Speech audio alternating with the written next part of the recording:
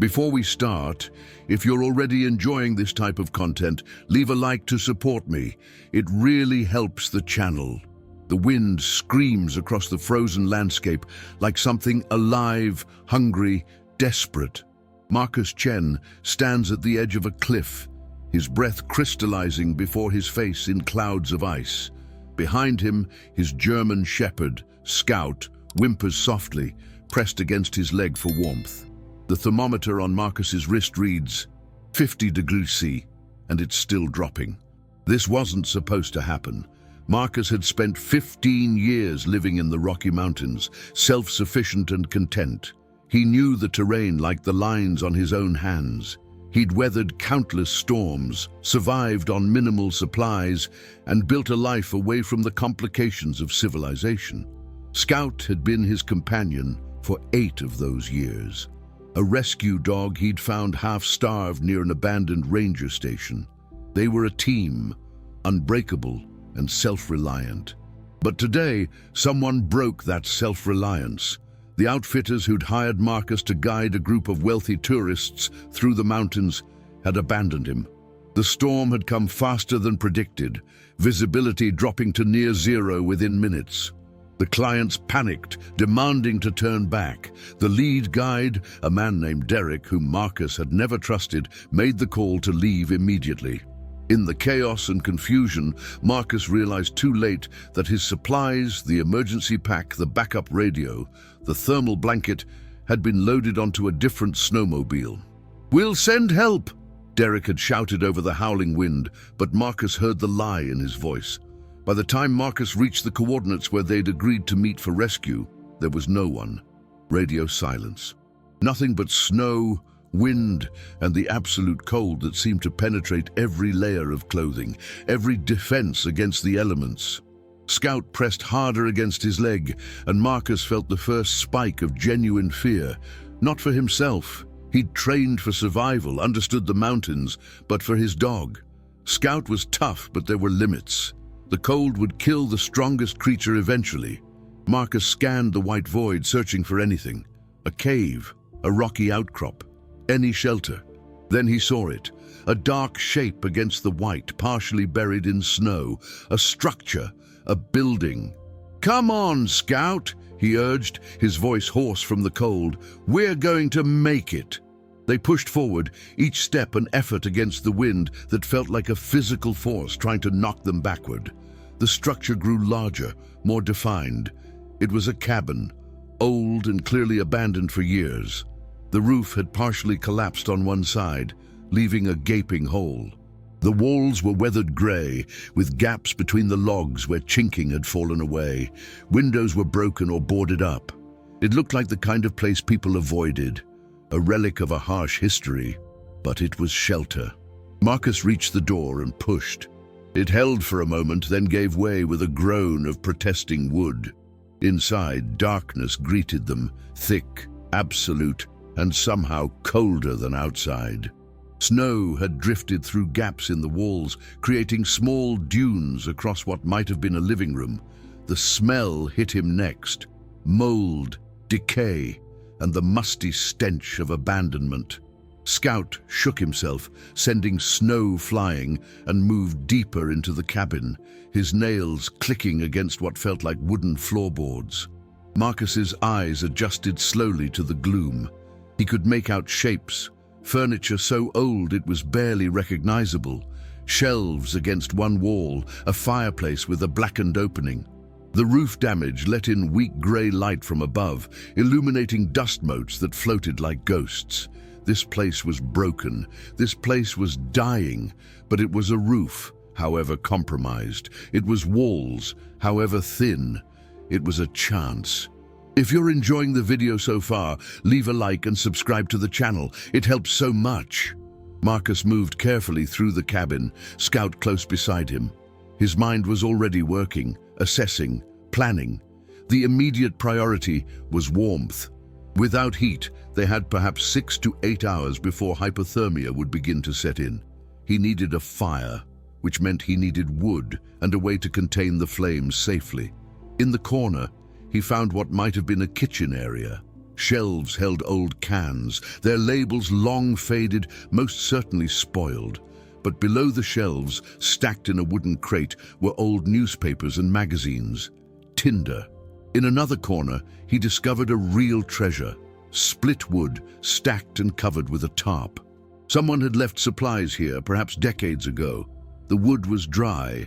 There was also a cast iron pot, 2 tin cups, and miraculously, a box of matches in a sealed metal container, still functional.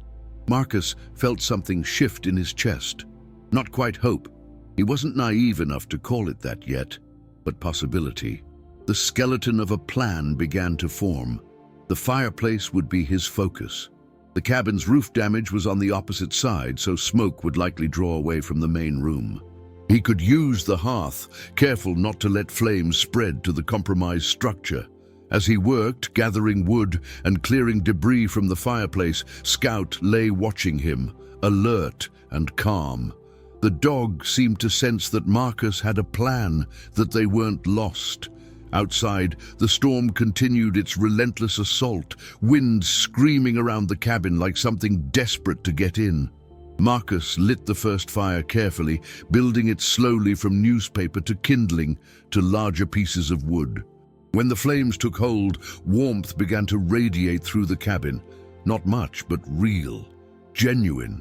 Scout crept closer to the fire, and Marcus sat beside his companion, one hand on the dog's warm fur. They were alive. The cabin was broken, but so were they in their own ways. And in this moment, watching firelight dance across Scout's face, Marcus understood something fundamental. Survival wasn't about being unbroken. It was about finding shelter, however imperfect, and refusing to give up. The night stretched ahead, cold and long, but Marcus had fire, supplies, and a partner who believed in him. That was enough to start. The first night in the cabin was a study in discomfort and adaptation. Marcus dozed fitfully by the fire, waking every hour to add wood and check on Scout. The cold still penetrated the cabin despite the flames, but it was survivable. By morning, when grey light filtered through the gaps in the walls, Marcus had made a decision. He wasn't leaving this cabin until the storm passed or rescue arrived. That meant he needed to make this place livable. Scout woke him with a soft nudge, needing to relieve himself. Marcus opened the door carefully. The wind had calmed slightly, though snow still fell in thick, relentless sheets. The thermometer read 47 degrees, progress of a sort. When Scout returned, they both ate sparingly from the cabin's stores. Most of the canned goods were indeed spoiled, but Marcus found 3 tins of beans that hadn't corroded significantly and a jar of peanut butter that seemed intact. It wasn't much, but rationed carefully. It might sustain them for days if necessary. The second priority was water.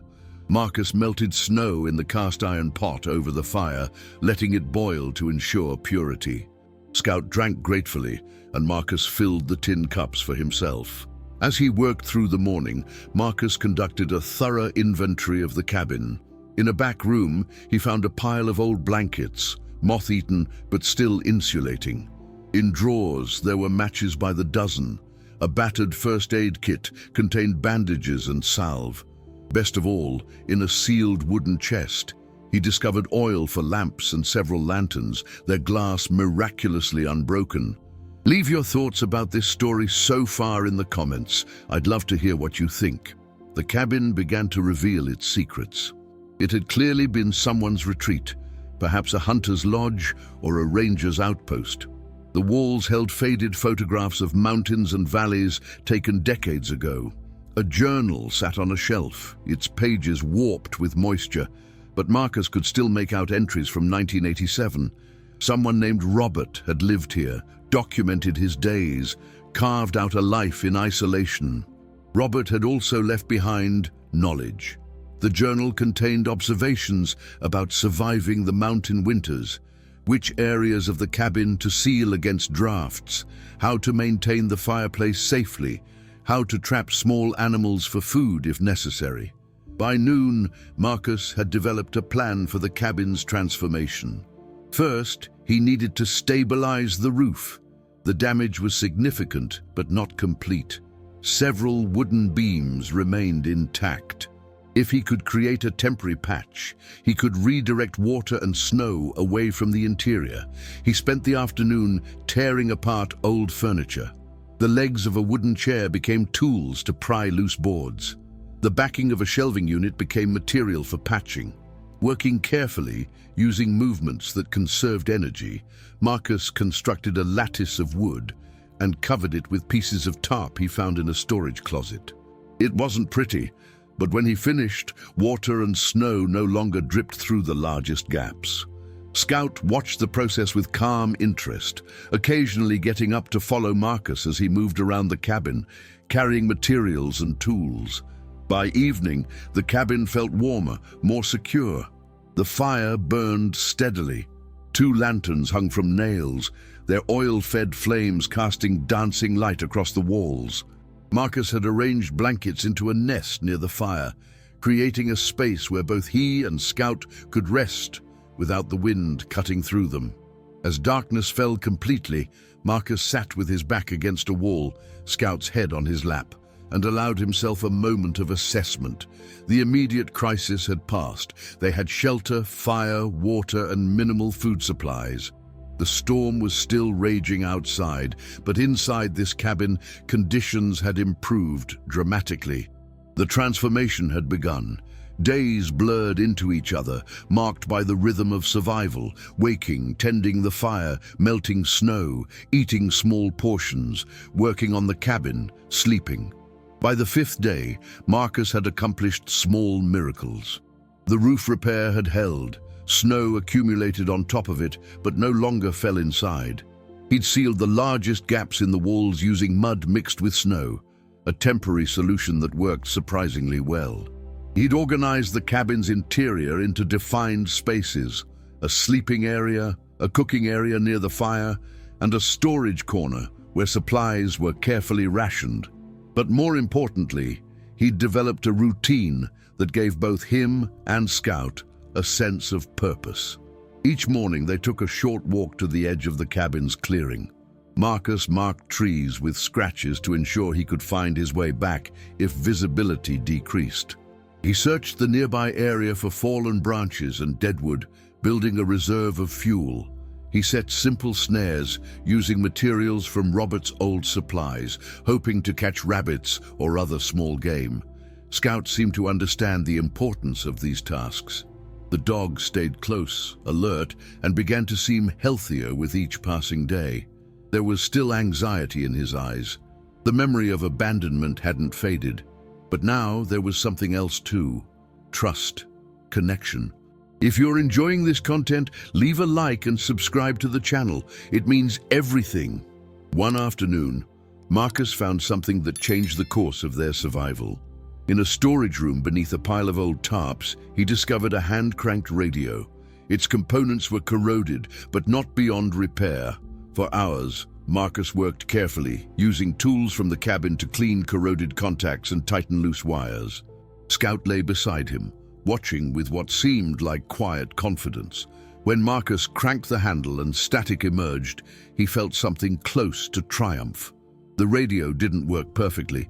The reception was spotty and distorted, but he could hear fragments of broadcasts, weather reports, news.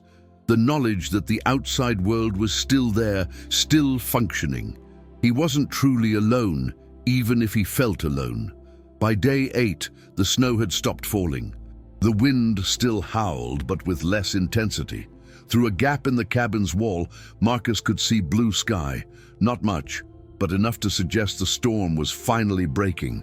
That evening, sitting by the fire with Scout's head on his knee, Marcus realized something profound. They were going to survive this. More than that, they were actually thriving.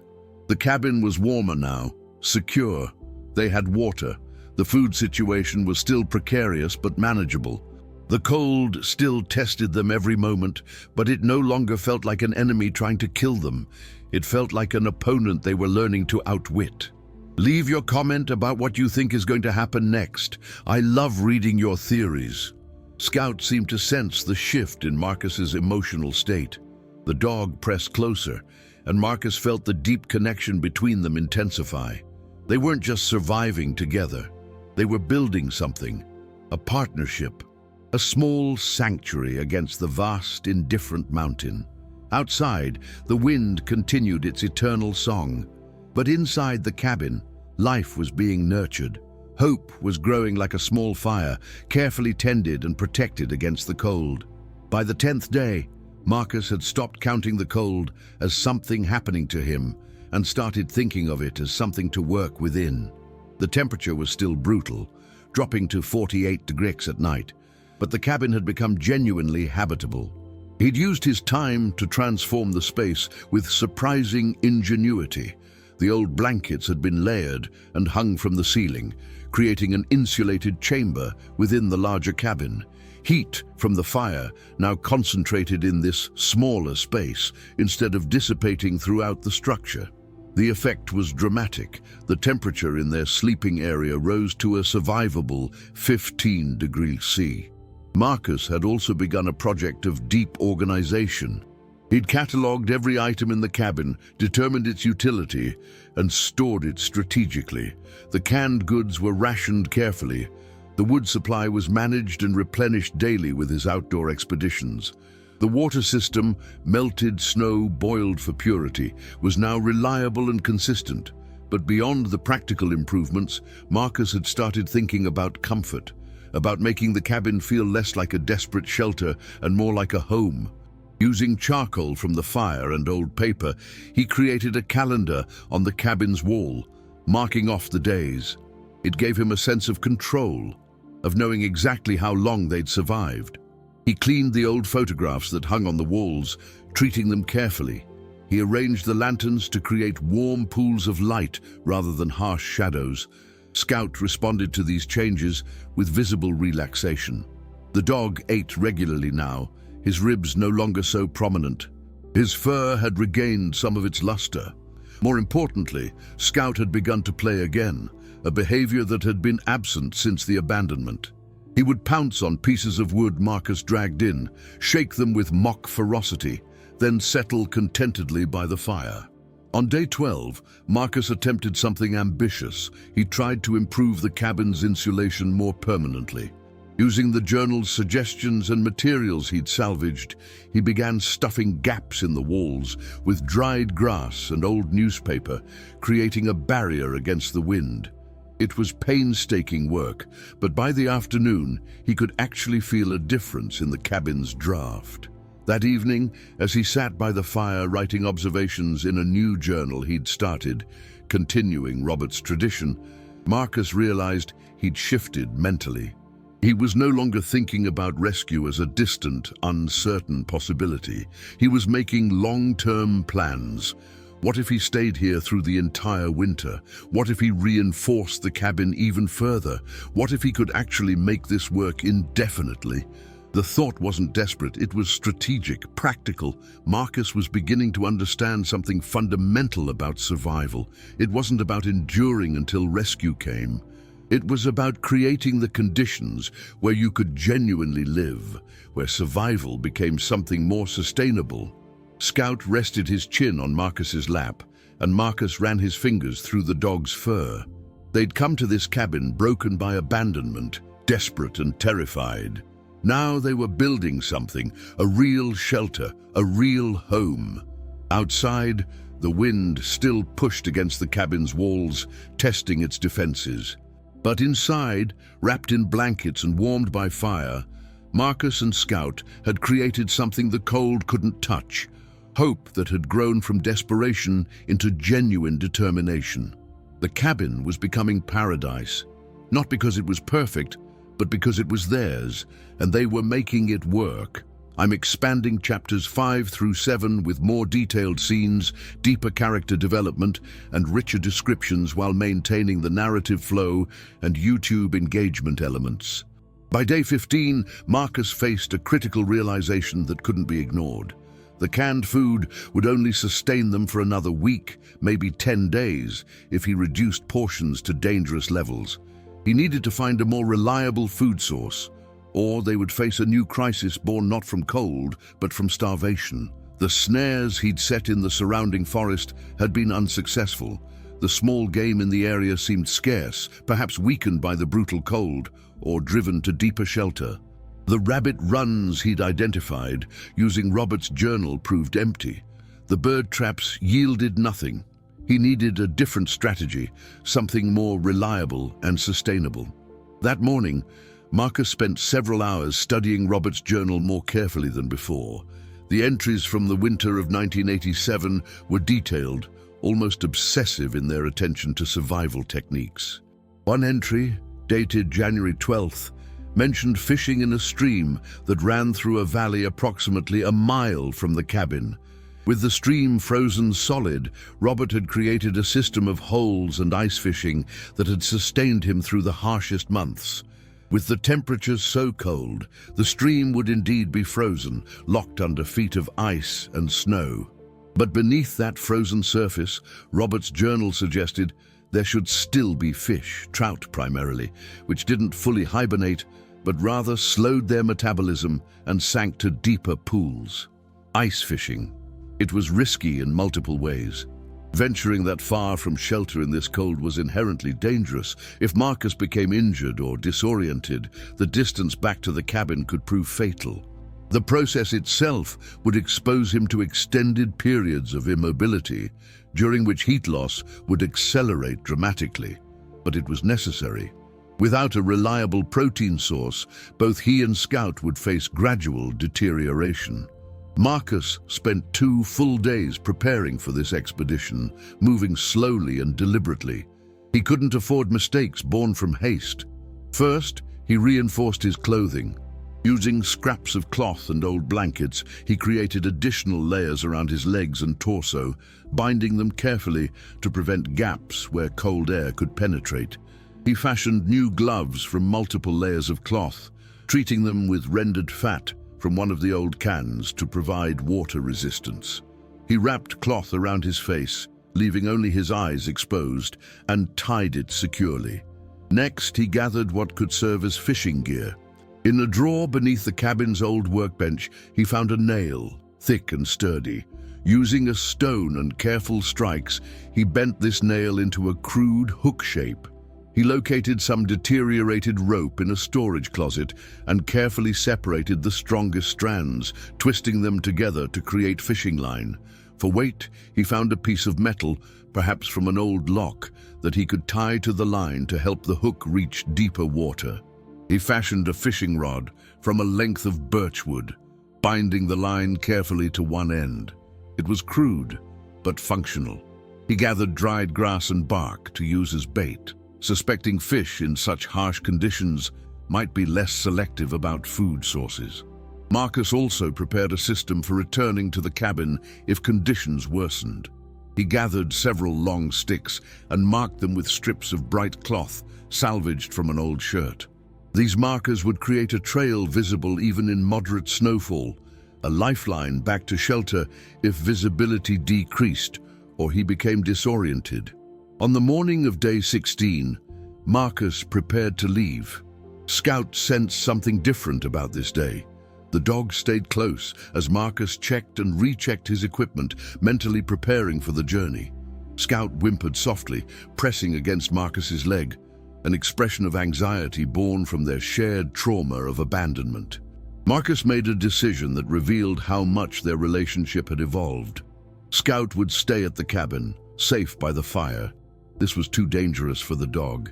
If something happened to Marcus, Scout would need shelter and familiarity rather than an extended exposure on dangerous terrain. "Stay, Scout," he commanded, and something in his voice, a combination of firmness and affection, made the dog obey, though reluctantly. Scout watched from the doorway as Marcus walked into the white landscape, anxiety evident in every line of his body. The journey to the stream tested Marcus's endurance and his growing competence in mountain survival. The wind had calmed significantly, but the temperature was still lethal, a sustained 46 degrees C that sapped energy with each breath. The snow's depth made each step an effort, requiring Marcus to lift his legs high and move deliberately to avoid exhausting himself too quickly. But Marcus was stronger than he'd been 15 days ago. The survival had hardened him not just mentally, but physically. His body had adapted to the cold, learning to conserve energy, to move efficiently, to manage the constant drain of maintaining core temperature. The mountains had taught him how to move, how to breathe deeply without freezing his lungs, how to manage his energy expenditure with mathematical precision. The landscape transformed as he descended from the cabin's elevation. Trees became more frequent, offering occasional windbreaks. The terrain shifted from open alpine meadow to forested valley. Marcus followed the general direction indicated in Robert's journal, recognizing landmarks, a distinctive rock formation, a cluster of ancient pines that Robert had sketched decades ago. When he reached the stream, frozen solid under what appeared to be 2 feet of snow and ice, Marcus felt a moment of profound doubt. The frozen water looked impenetrably solid, as if no life existed beneath that white surface. But he reminded himself of Robert's observations. In this cold, the fish didn't die. They simply suspended themselves in a state of extreme dormancy, their metabolism slowed almost to nothing, waiting in deeper pools for the return of warmth. Marcus got to work immediately, knowing that his time for exposure was limited. Using a heavy rock and a piece of wood as leverage, he began breaking through the ice. The work was exhausting, requiring sustained physical effort in conditions that punished such exertion.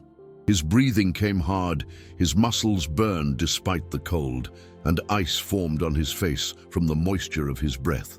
After 20 minutes of concentrated work, he'd created an opening approximately 6 inches across. The water beneath was dark, mysterious, and cold enough to kill a human in minutes. But in that dark water, if Robert's journal was correct, there should be fish. Marcus tied a small piece of dried grass to his hook, secured the line carefully to his improvised fishing rod, and lowered the hook into the dark water. Then he waited. The waiting was perhaps the hardest part. Marcus positioned himself with his back against a tree, trying to minimize heat loss by reducing his exposure to the wind. He kept his gloved hands close to his body, holding the fishing rod with minimal tension. An hour passed. His fingers went numb despite the gloves fashioned from old cloth and treated with fat. His face ached from the cold. A deep, penetrating ache that suggested frostbite was attempting to establish itself on his cheeks and nose. His mind began to drift, wandering through memories of the city life he'd left behind, of his apartment with its heating system and hot showers, of restaurants and warmth and the simple luxury of not thinking about survival every moment of every day. But then, a tug on the line. The sensation pulled Marcus abruptly back to the present. Something in the water had taken the bait. Marcus carefully, deliberately raised the rod, applying steady pressure. His numb fingers almost failed him, nearly losing their grip, but muscle memory and determination held. What emerged from the hole was small, but undeniably real. A trout, perhaps 8 inches long, its scales flashing silver in the weak sunlight. It was thin, showing signs of the harsh conditions, not the robust fish of warmer seasons, but alive and substantial. Marcus quickly secured it, removing the hook with frozen fingers and placing the fish in a cloth bag he'd brought for this purpose. He baited the hook again and returned to his patient waiting. 2 more fish came in the next 90 minutes. Each one was small, each one appeared stressed by the cold, but each one represented calories and protein and hope. By the time Marcus decided he'd reached his limit for safe exposure, he had 3 small fish that would feed him and Scout for perhaps 2 to 3 days, if stretched carefully. The return journey to the cabin felt longer than the journey out, exhaustion combining with cold to create a profound sense of depletion. But Marcus knew the route now, knew the landmarks, and his mind was focused on the warmth waiting at the cabin's hearth.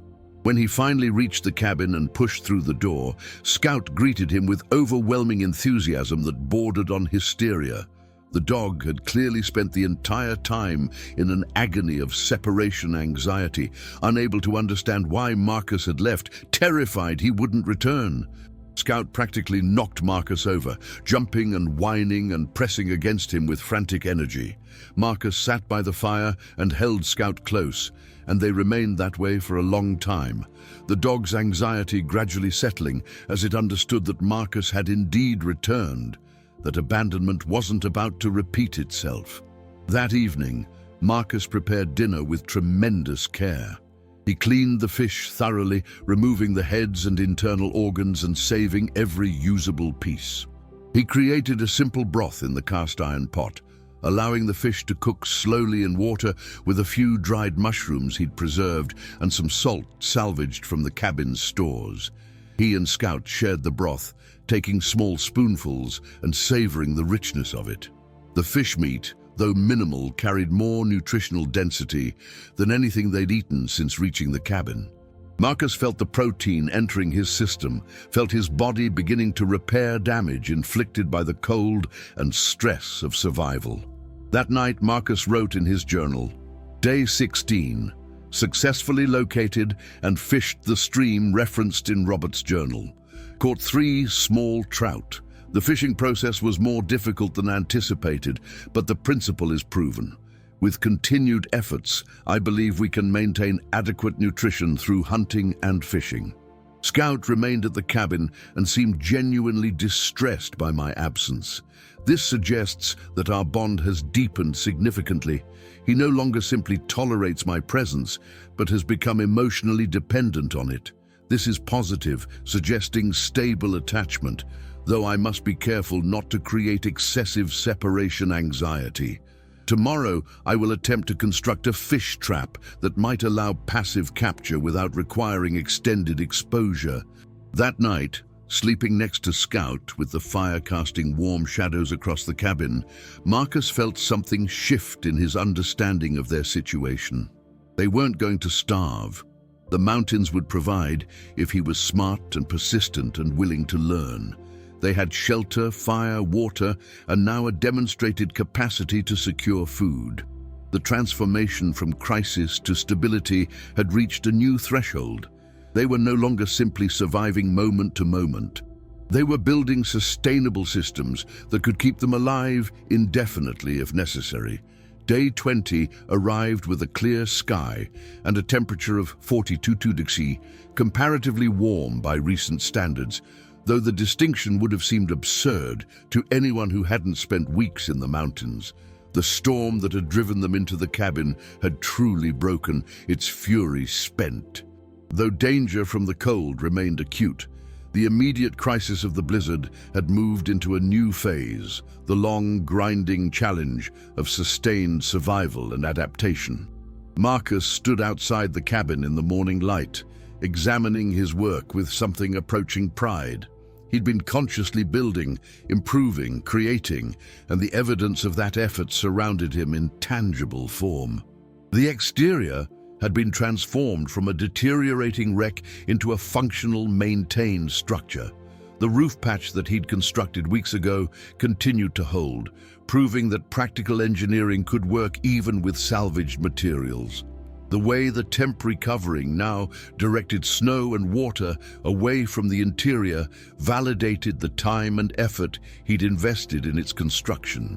The walls, reinforced with a mixture of mud and snow that had frozen into a solid mass, sealed against gaps where wind had previously penetrated.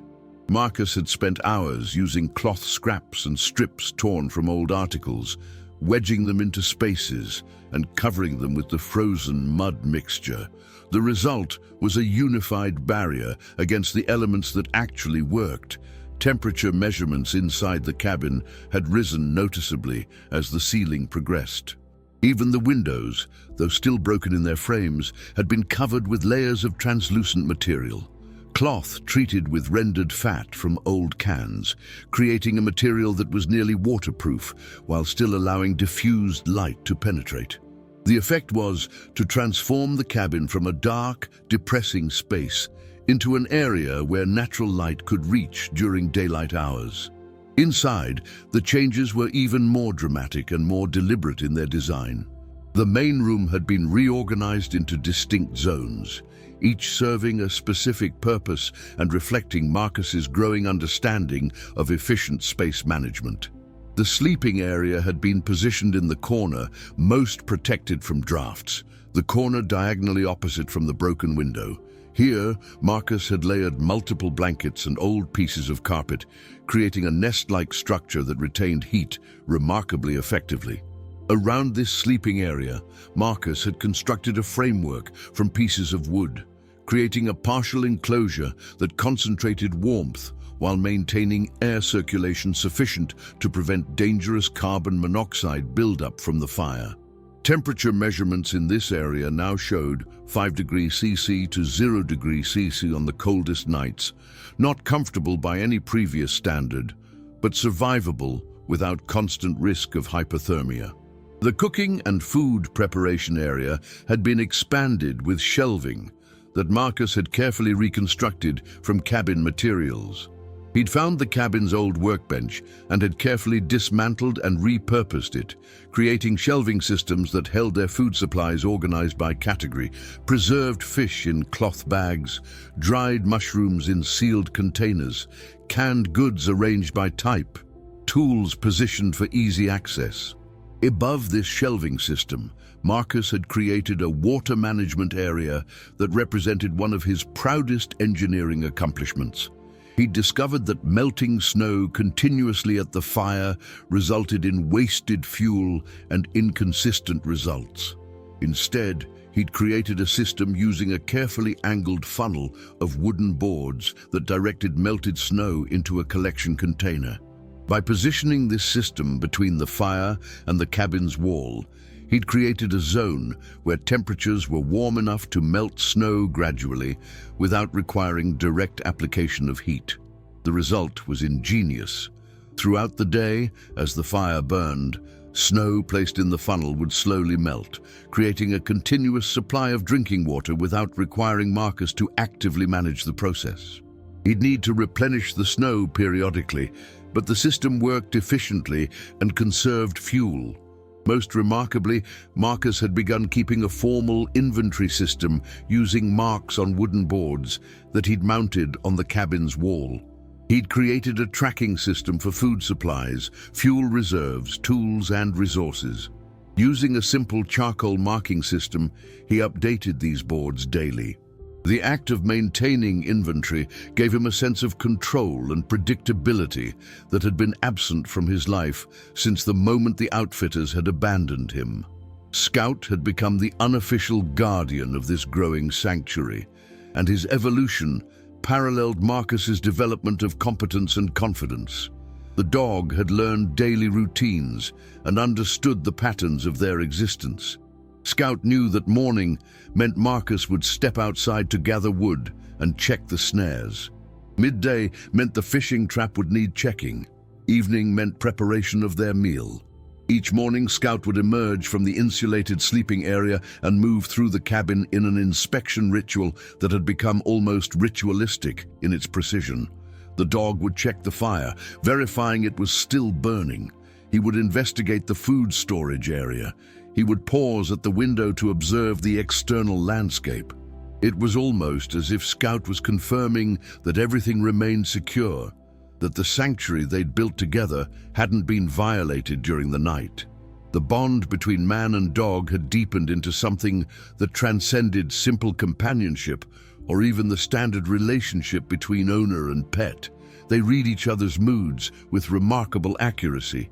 When Marcus felt despair creeping in during particularly harsh nights, when the cold seemed to penetrate every layer of clothing and every insulation system, Scout would position himself closer, more alert, as if consciously providing active support. His physical presence seemed to transmit stability and calm. Conversely, when Scout showed signs of stress or anxiety, often triggered by severe weather or by sounds that resembled the storm that had driven them to the cabin, Marcus would spend time in deliberate calm.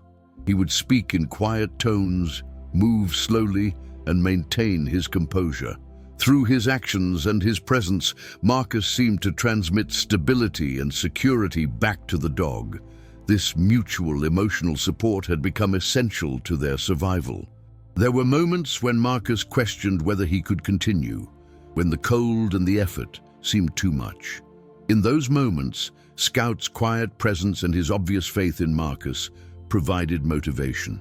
Similarly, Scout's occasional regression into anxiety about abandonment was countered by Marcus's consistent presence and reliable behavior. On day 22, Marcus attempted something ambitious that represented a significant shift in his thinking. Rather than simply maintaining their shelter against deterioration, he began working on permanent improvements intended to function long-term. Using tools he'd created from materials found in the cabin, he began carefully removing the deteriorated chinking, the mixture of mud and moss that had been used between the cabin's logs generations ago. This old chinking had deteriorated into powder in many places, creating gaps through which wind freely penetrated. His plan was to replace this degraded material with a new mixture. He'd experimented with proportions over several days, eventually creating a compound using dried mud, clay, and shredded cloth mixed into a paste-like consistency. He tested this mixture on small sections and had found that it worked. When frozen, it became quite hard and weather-resistant. The work was painstaking and required tremendous patience. Marcus would work for perhaps an hour, remove his gloves to warm his hands by the fire for 5 minutes, then return to the task. He worked slowly and methodically, filling gaps, smoothing the mixture, and allowing it to freeze into place. But by the afternoon, he could actually feel a difference in the cabin's draft. The perimeter that had previously been a source of continuous wind infiltration was becoming noticeably less drafty. The temperature in the cabin began to stabilize at higher levels than before. That evening, Marcus sat with Scout and looked around the cabin with clear, assessing eyes. The transformation was remarkable and undeniable. What had been a dying structure, abandoned and rotting, claimed by decay and neglect, had become a functioning shelter that was actually becoming comfortable. More than that, it had become something resembling a genuine home. The fire burned steadily in the fireplace, its flames now carefully managed and understood. The lanterns hung from nails driven into the cabin's beams, their light casting warm illumination across organized spaces.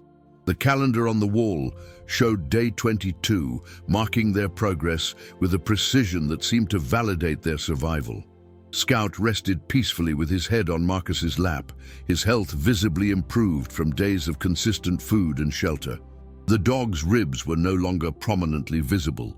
His coat had begun to regain some of its luster, though it would take months for it to fully recover from the deprivation and stress.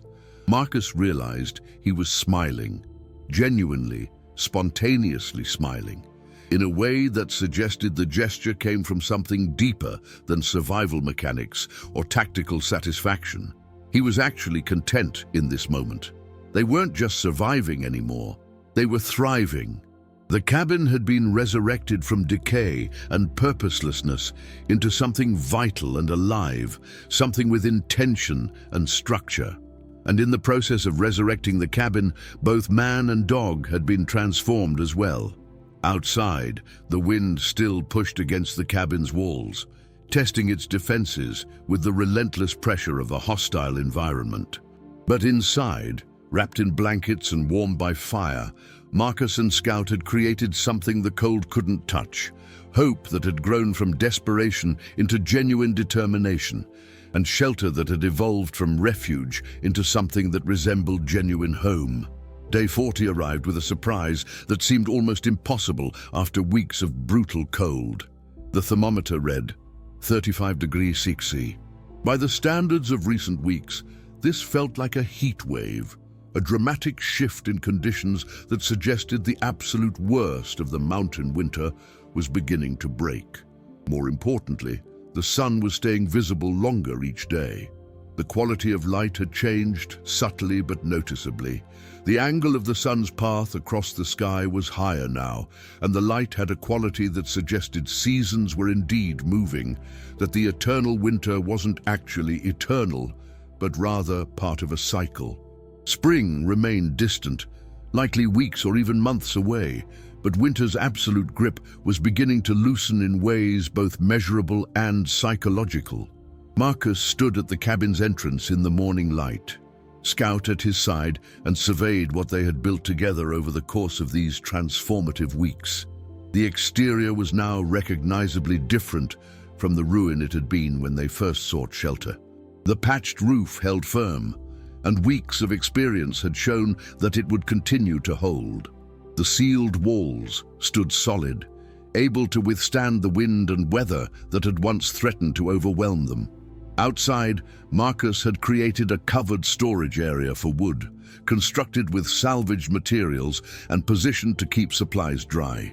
He'd fashioned a rough gate from branches, marking the clearing as a space that had been claimed and maintained and protected. Inside the cabin, the transformation was even more profound and more comprehensive than the exterior changes suggested. The main room was warm, genuinely warm, rather than merely less cold, well lit during daylight hours and organized with clear intention. Marcus had created shelving systems for supplies, built with careful attention to accessibility and structural stability. He'd used charcoal to draw a mural on one of the cabin's walls, mountains rendered in surprisingly detailed perspective, a forest rendered in simplified but recognizable form, and figures of a man and a dog rendered in a style that captured their relationship with remarkable emotional accuracy. This mural had become a statement. This cabin was no longer simply a shelter. It was home, a space that reflected intention and personality and presence. The sleeping area had evolved into something genuinely comfortable by the standards of survival situations. It was now a genuine cocoon of warmth, where temperatures stayed above 5 degrees even on the coldest nights, far colder than civilized standards, but warm enough to prevent the constant danger of hypothermia. Marcus had constructed a frame from salvaged wood that held insulation layers, and he'd arranged blankets to maximize efficiency. Scout had favorite spots within this area, particular positions where heat seemed to concentrate, and he would position himself in these spots with obvious satisfaction. But the most significant change was less visible than these practical improvements. The cabin had become beautiful in its own way. Not beautiful by aesthetic standards of design or decoration, but beautiful in the sense that it reflected care, intention, and the careful attention of someone who had invested tremendous effort into creating something livable. Scout had learned the routine so thoroughly that he could predict Marcus's actions and seemed to take comfort in the structure. The dog understood that mornings meant checking external conditions and gathering firewood. He understood that certain times meant Marcus would be working on repairs or improvements. He understood that evening meant preparation of their shared meal. Most importantly, Scout had learned that consistency and care were reliable, that the sanctuary they'd built together would persist, that abandonment wasn't about to repeat itself. The food situation had stabilized in ways that would have seemed impossible weeks earlier. The fish trap that Marcus had constructed worked with remarkable consistency. Almost every 2 days, when Marcus checked the trap beneath the ice, he would find fish waiting, sometimes just 1 or 2, sometimes 3 or 4. He'd learned to dry fish meat using heat from the fire, creating a preserved protein that could be stored for extended periods. Combined with the wild mushrooms he'd learned to identify and preserve, the small game he occasionally caught in refined snares, and the canned goods they still possessed, Marcus had created a food supply that could sustain them indefinitely if necessary. He'd even developed a rationing system that was logical and fair, ensuring that both he and Scout received adequate nutrition without wasteful excess. The cabin's interior had become something resembling genuine comfort. Scout had favorite spots where he would rest, positioned to catch warmth from the fire and positioned where he could observe the entire cabin. Marcus had arranged items with careful attention to both function and aesthetics, creating a space that felt intentional and cared for rather than desperate and temporary. He'd created a system of organization that extended beyond the practical. Items were stored not just efficiently, but in ways that reflected his understanding of what was important. Food received careful protection. Tools were organized by function. Fuel was stored safely but accessibly. Marcus had also completed something that no one would expect from someone in a survival situation. He'd maintained Robert's journal tradition with expanding dedication. Every evening he wrote observations about the day, about the cabin's condition, about the weather, about his interactions with Scout, about the psychological and physical journey he was experiencing. The journal had become a record not just of survival mechanics, but of genuine transformation. Early entries showed desperation and fear. Later entries showed growing competence, and then genuine confidence. Recent entries showed something deeper, philosophical reflection about what survival meant, what shelter meant, what home meant. On day 35, something unexpected happened. Explorers appeared. A research team studying climate change effects on alpine regions had descended from higher elevations, gathering data about temperature patterns, precipitation, and environmental conditions. As they moved through the forested valleys, they noticed smoke rising from the cabin's chimney. Smoke meant habitation. Habitation in an area marked as uninhabited meant either lost hikers or someone in distress. The team decided they should investigate, certain they'd find a distress situation requiring intervention. Instead, they found something that astonished them so completely that for several minutes after entering the cabin, no one spoke. Marcus answered the door with Scout beside him, and the explorers stepped into warmth and organization and evidence of deliberate, careful habitation. The transformation from ruin to refuge was so complete that the team's leader, Dr. Sarah Chen, initially assumed the cabin had been actively maintained for years. "How long have you been working on the restoration?" she asked, gesturing to the improved roof, the sealed walls, the organized interior. "About 40 days, Marcus answered simply. Dr. Chen's expression shifted from understanding to shock. 40 days? This entire transformation? Alone? Marcus gestured to Scout. Not alone. Over the next several hours, the explorers documented Marcus's story. They examined the roof repair and understood the engineering required. They investigated the insulation techniques and the water system. They read entries from the journal and observed how Scout responded to Marcus with obvious attachment and trust. They took photographs, they recorded detailed observations, they shared the supplies they'd brought and made radio contact with base camp to report what they'd found. Then Dr. Chen had asked Marcus a question that revealed something important. "Do you want to leave?" Marcus had looked at Scout, at the cabin they'd built together, at the small paradise they'd created in the ruins of abandonment. He'd looked at the mural on the wall, the mountains and forest and man and dog rendered in charcoal. He'd felt the warmth of the fire and heard Scout's contented breathing. "Not immediately," he'd said carefully, "but I should make contact with authorities. People need to know I'm alive, and Scout needs medical attention to ensure the deprivation didn't cause lasting damage." The explorers had shared their supplies and radioed confirmation that Marcus and the identity of the outfitter company that had abandoned him had been located alive and functional. Within hours, the story of abandonment and survival had begun circulating. News media picked up the narrative with astonishing speed. A man and his dog abandoned in a 50-degree-C blizzard with minimal supplies, who had transformed a ruined cabin into a functional shelter through ingenuity, determination, and unwavering commitment to survival. It was exactly the kind of story that resonated deeply with audiences.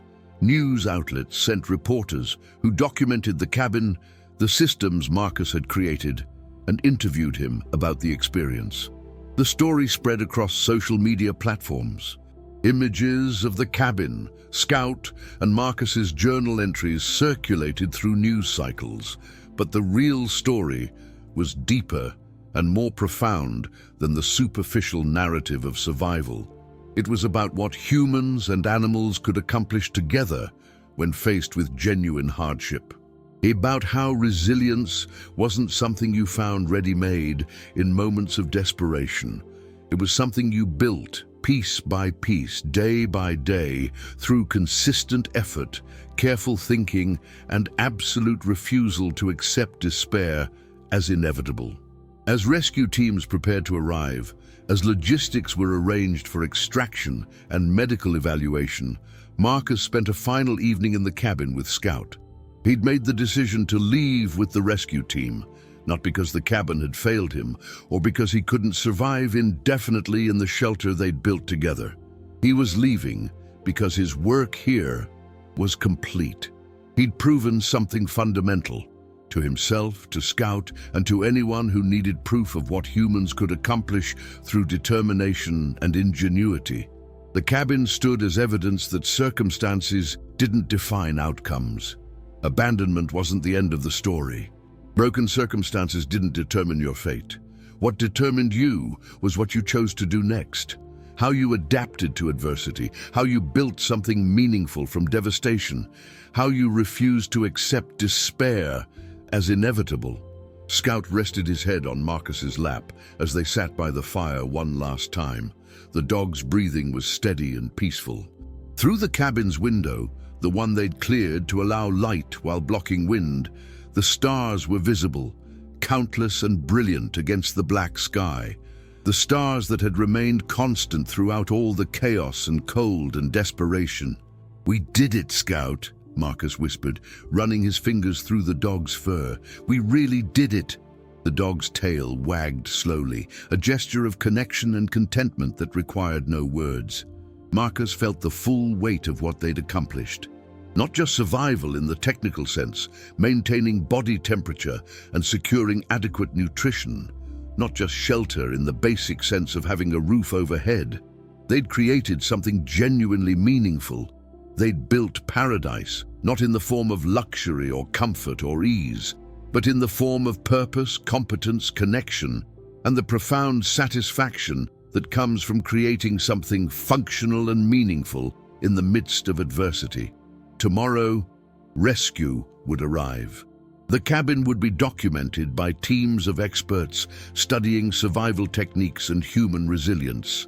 Their story would be compiled into reports and videos and articles. People worldwide who faced their own versions of abandonment and desperation would read their story and find inspiration that yes, survival was possible. Yes, rebuilding was possible. Yes, transformation was possible. But tonight, in the warmth they'd created, Marcus and Scout simply existed in the peace that only comes from genuine accomplishment, in the quiet knowledge that they'd been tested and hadn't simply survived the test, they'd transcended it. The ruins had become a refuge, the desperate had become determined, the abandoned had become whole. The cabin stood as monument to the power of refusing to quit, to the capacity of human beings, and the animals who stand beside them, to build something meaningful even in the harshest imaginable conditions. And in that cabin's warm glow, in the flickering light of a fire that represented endless effort and ingenuity, a man and his dog had transformed loss into legacy, despair into determination, and abandonment into the story of their transformation into something unbreakable.